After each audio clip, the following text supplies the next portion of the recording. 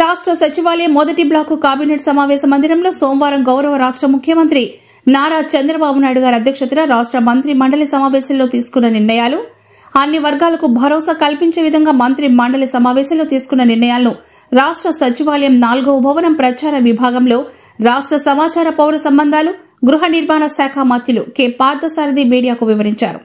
Mega DSC 2024 ద్వారా భర్తీ చేయనున్న 16,347 ఉపాధ్యాయ పోస్టుల నియామకానికి మంత్రి మండలి ఆమోదం తెలిపింది.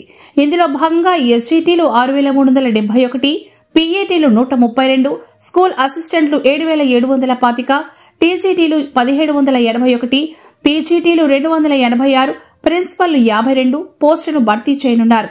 గత ప్రభుత్వం 6,100 టీచర్ పోస్టులను భర్తీ చేయడానికి నోటిఫికేషన్ మాత్రమే ఇవ్వగా మన ప్రభుత్వం ఏకంగా 16,347 ఉపాధ్యాయ పోస్టులను భర్తీ చేయనుంది.